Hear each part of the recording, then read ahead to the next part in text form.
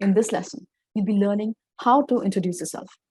अपने आप को कैसे इंट्रोड्यूस किया जाता है, इस लेसन में हम आज ये सीखेंगे. Let's see. मैंने अक्सर कई लोगों को कहते हुए सुना है, माई सेल्फ एबीसी. एबीसी से मतलब आपका नाम है, लेकिन आप कभी भी माई सेल्फ यूज नहीं करेंगे. ये ग्रामेटिकली रॉन्ग है.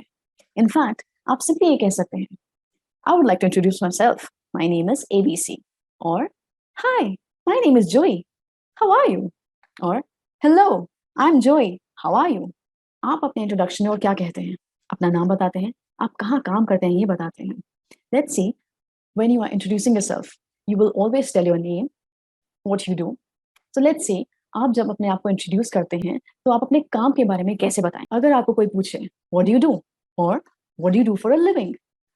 What do you do for a living means आप अपना जीवन चलाने के लिए क्या काम करते हैं. फॉर एग्जाम्पल, अगर आपको बताना हो अपनी कंपनी का नाम, तो आप कह सकते हैं आई वर्क एट. एट यहाँ पे प्रपोजिशन है, एट, या फिर आप यूज कर सकते हैं I work for. At and for दोनों सही हैं अगर आप अपनी कंपनी का नाम बता रहे हैं. For example, I work at WNS और आई work for American express. You can also say I work for Elon Musk और अपने बॉस का नाम, आप जिसके लिए भी काम करते हैं.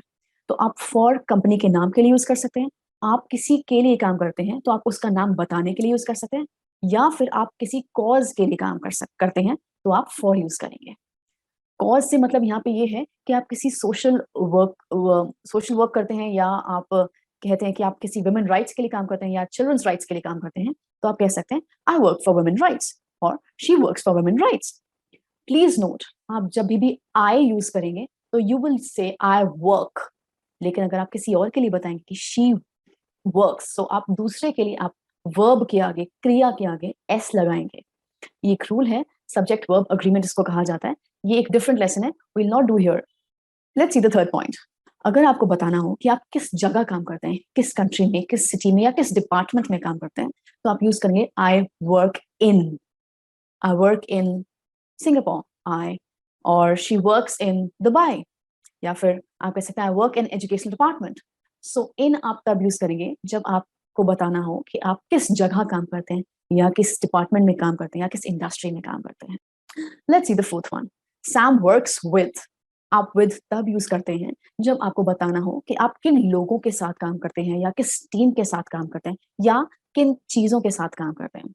For example, Sam works with the blue team, or I work with the yellow team, or she works with laptops and computers. Let's see the fifth point. I'm a teacher and I'm an engineer. आप and तब use करते हैं जब उसके next word का first letter या उसका sound vowel sound हो. वावल्स कौन से होते हैं? A, E, I, O, U. There are 5 vowels in English language. And why are we using I'm a teacher? And that's because teacher starts with T and the sound is also T. And it's not a vowel sound, it's a consonant sound. Vowels को छोड़ के जितने भी letters हैं, ए, ई, आई, ओ, you को छोड़ के जितने भी बाकी लेटर्स हैं इंग्लिश लैंग्वेज में, वो सब कॉन्सोनेंट्स हैं. तो कॉन्सोनेंट के आगे हमेशा अ लगता है एंड वावल साउंड के आगे हमेशा एन लगता है. I hope you get my point. Let's see the next point. When you have to tell you are unemployed और you are not working for some reason, you can say I am between the jobs at the moment. Jobs at the moment का यहाँ पे मतलब ये है कि आप jobs देख रहे हैं, आप ढूंढ रहे हैं, लेकिन मिली नहीं अभी, आप इधर उधर अप्लाई कर रहे हैं. नेक्स्ट, या आप सिंपली कहें I am unemployed.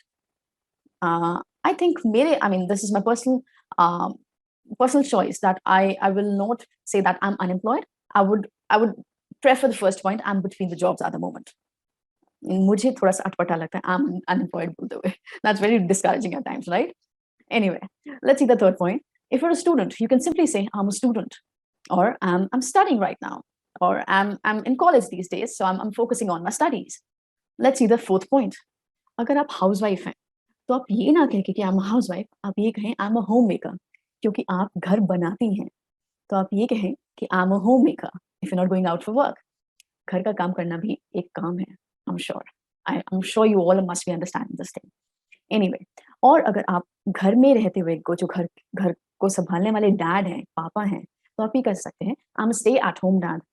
I am sure बहुत सारे लोगों को यहाँ पे अजीब सा लग रहा होगा कि पापा भी घर पे रहते हैं, वो घर संभालते हैं, मम्मियाँ काम करती हैं. ऑफ कोर्स करती हैं.